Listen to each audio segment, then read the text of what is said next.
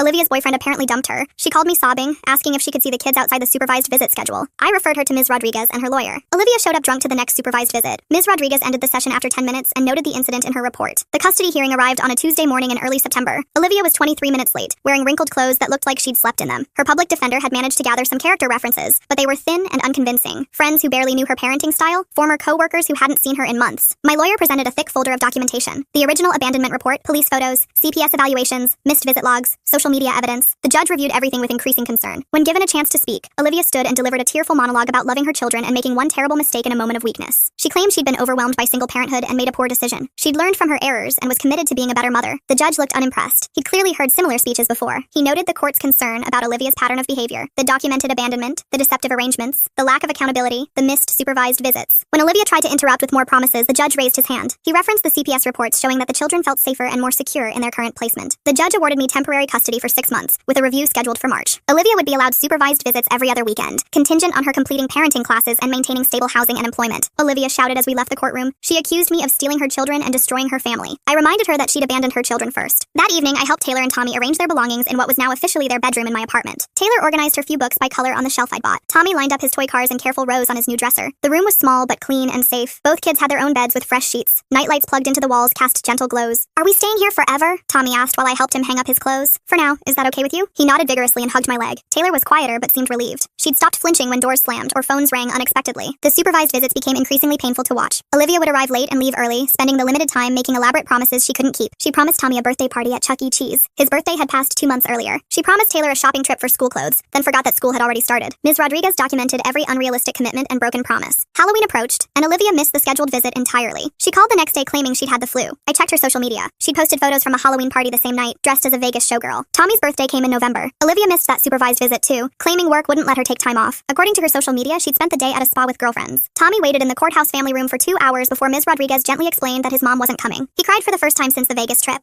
December brought a recommendation from Ms. Rodriguez that Olivia's parental rights be terminated entirely. She's demonstrated no meaningful effort to address the issues that led to abandonment, Ms. Rodriguez explained during our meeting. The children have consistently expressed feeling safer and happier in your care. The termination hearing was scheduled for mid-December. Olivia received the court summons but didn't respond to calls from her lawyer or the court system. 3 days before the hearing, she finally called me directly. You can't take my kids away? I'm not taking them. You gave them away when you chose Vegas over responsibility. I made one mistake. You've made dozens of mistakes. This was just the most public one. Olivia begged me to speak to the judge on her behalf. She promised she was getting her life together. She had a new job, a new apartment in the works. I asked for proof of employment. She couldn't provide any. I asked for her current address. She was staying with friends but promised to find her own place soon. Same old Olivia. Big promises, no follow through. The termination hearing arrived on a cold Tuesday in December. Taylor wore her best dress, a blue one I'd bought her for school pictures. Tommy brought his stuffed elephant for moral support. Olivia didn't show up. Her public defender filed a motion claiming she was in court-ordered rehabilitation. When the judge asked for documentation, the lawyer admitted he had none. The judge reviewed the case file one final time. 6 months of missed visits, broken promises, and zero progress towards stability. He terminated Olivia's parental rights at 10:47 a.m. The kids were quiet during the drive home from the courthouse. Taylor held Tommy's hand in the back seat, both of them processing what had just happened. That afternoon, Tommy asked what he should call me now that the judge had said I was officially their guardian. Taylor suggested Aunt Mom, which made Tommy dissolve into giggles. I told them they could call me whatever felt comfortable. Christmas that year was the first one where presents actually appeared under the tree on Christmas morning. Taylor helped me wrap Tommy's gifts, and Tommy made handmade cards for everyone he could think of. We established traditions: pancakes on Saturday mornings, movie nights on Fridays, homework time after dinner with music playing softly. Taylor joined the school's soccer team and discovered she was naturally athletic. Tommy started taking swimming lessons and could float independently within a month. They stopped asking about Olivia entirely. January brought a card from Olivia with no return address. The postmark showed Phoenix, Arizona. The card contained a generic message about getting her life together and loving them both. No specific apologies, no acknowledgement of what she'd done. Taylor read it carefully, then folded it and threw it in the kitchen trash without showing Tommy. I started formal adoption proceedings in February. Taylor was old enough to understand what legal adoption meant. She asked if it meant Olivia could never take them away again. I told her that's exactly what it meant. The adoption process required background checks, home studies, and interviews with court-appointed advocates. Ms. Rodriguez handled our case and made it clear that this was a formality. The children had been thriving in my care for months. Taylor's grades had improved dramatically. She'd gone from barely passing to honor roll in just 4 months. Tommy was reading above grade level and had made the school soccer team despite being younger than most players. The home study went smoothly. The court advocate spent 3 hours at my apartment, interviewing the kids separately and observing our family dynamics. Taylor showed her the chore chart we'd created together. Tommy demonstrated how he helped set the table for dinner every night. Both children expressed clearly that they wanted to stay with me permanently. The advocate asked Taylor if she missed her birth mother. Sometimes, but I don't miss being scared all the time. Tommy was more direct. He told the advocate that I made better sandwiches and never forgot to pick him up from school. The adoption was finalized on a sunny Friday in June. Taylor and Tommy got to pick new middle names as part of the legal process. Taylor chose Grace after her favorite teacher. Tommy chose Dinosaur because he was 6 and dinosaurs were awesome. The judge laughed and approved both choices officially. We celebrated at the ice cream shop where I'd taken them that first terrible weekend when Olivia had disappeared. Taylor ordered mint chocolate chip like always. Tommy got rainbow sherbet with extra sprinkles. The irony wasn't lost on me. We were celebrating becoming a real family at the same place where I'd tried to distract them from their mother's abandonment. Summer passed in a blur of swimming lessons, library visits, and backyard barbecues. Taylor learned to dive off the high board. Tommy mastered riding his bike without training wheels. August brought school shopping that didn't involve asking relatives for money or selling belongings to afford supplies. Taylor picked out a purple backpack and matching lunchbox. Tommy chose superhero everything: backpack, folder, pencils, erasers. I realized this was the first time they'd started a school year with everything they needed, bought new instead of borrowed or secondhand. First day of school photos showed 2 confident, happy children. Taylor in her new dress, hair braided perfectly. Tommy grinning with his missing front tooth and superhero backpack. A year had passed since that awful Thursday, and looking at Taylor and Tommy now, you'd never know how close they came to being forgotten. They had friends, hobbies, and routines that made them feel safe. More importantly, they laughed freely, like kids should. Olivia may have given birth to them, but she gave me the greatest responsibility and privilege of my life. I didn't just step in for a few days. I became the person they could count on. Some families are born by blood, but others are built through choice and commitment. And when I look at those kids, I know we became a real family the moment I opened that front door.